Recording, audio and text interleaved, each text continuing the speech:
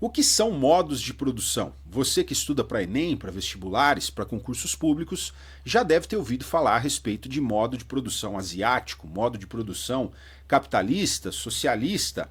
Então, nesse vídeo, a gente vai entender o que são desses modos de produção. E eu tenho certeza de que esse é um conteúdo precioso para você que busca aprovação nessas provas. Meu nome é Felipe Dallavec, esse é o canal Simples Humanidades e desde já eu agradeço se você puder deixar o seu like nesse vídeo e se inscrever no nosso canal. Sem mais delongas, nós podemos conceituar os modos de produção como as diferentes formas pelas quais uma determinada sociedade, em um dado momento histórico, produz e distribui as suas riquezas, os seus bens, seus serviços. Ao longo da história, nós podemos identificar diversos modos de produção, e as diferenças entre esses modos de produção residem em dois principais critérios. O primeiro desses critérios são as chamadas forças produtivas.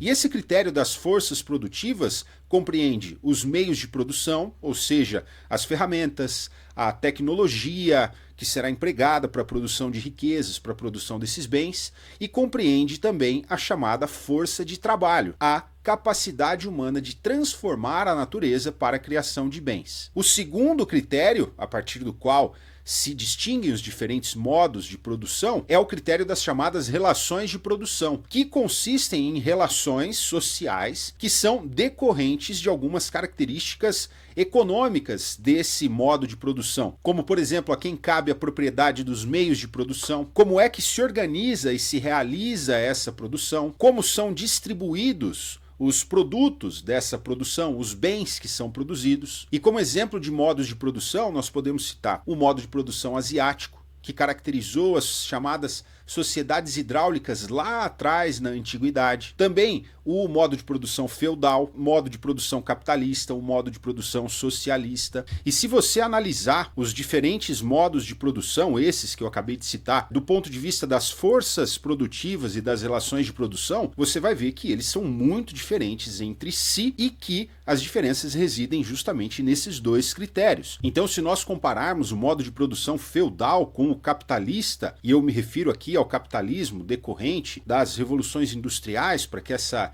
diferença seja mais evidente, sem nos aprofundarmos muito aqui, só mesmo para ilustrar. Nós temos que no modo de produção feudal, nós temos que o principal meio de produção era a terra. Os servos que trabalhavam a terra, eles tinham uma relação toda específica com o senhor feudal. Era um contexto em que praticamente não havia circulação de moeda, muito diferente, portanto, do capitalismo desenvolvido nas fábricas, em que os operários ali, os proletários, eles trabalham para o burguês, para o capitalista, que é detentor dos meios de produção, que são basicamente as máquinas que são ali utilizadas para a produção, ok? E nesse ponto é muito importante salientarmos o seguinte: o conceito de modos de produção se mostra central para a ideia de materialismo histórico dialético de Karl Marx. E aqui, pessoal, eu peço licença para fazer a seguinte advertência.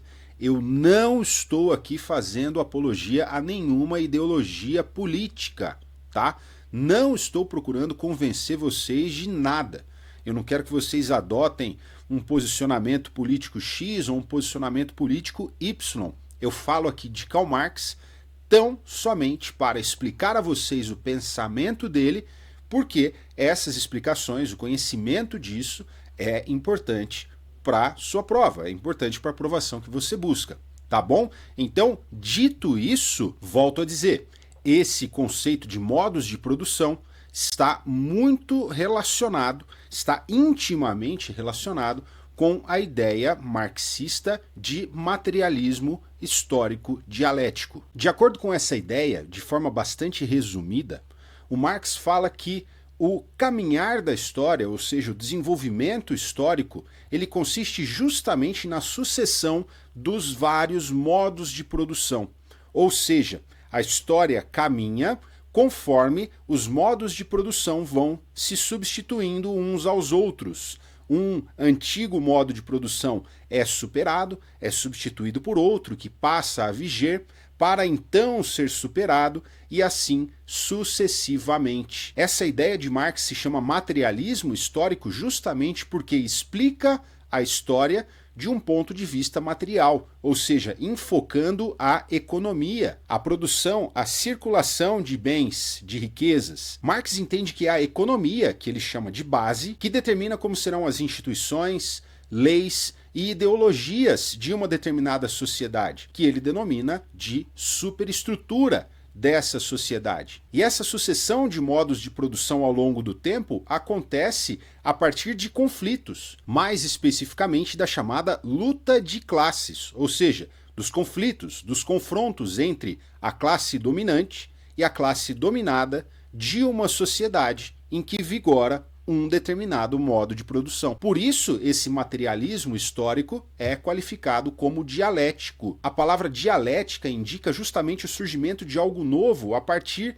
de um confronto. No materialismo histórico dialético, o confronto entre as classes, entre dominantes e dominados, faz surgir um novo modo de produção que sucederá, que substituirá o antigo. Marx entende, por exemplo, que o modo de produção capitalista, a partir da luta entre proletariado e os capitalistas, ensejará a substituição do capitalismo pelo socialismo, outro modo de produção. Por isso, materialismo histórico dialético. Beleza? Esse é o conteúdo que eu gostaria de trazer para vocês hoje. Se vocês tiverem alguma dúvida, alguma sugestão, por favor, escrevam aqui nos comentários. Muito obrigado por assistir esse vídeo. Até o próximo. Tchau.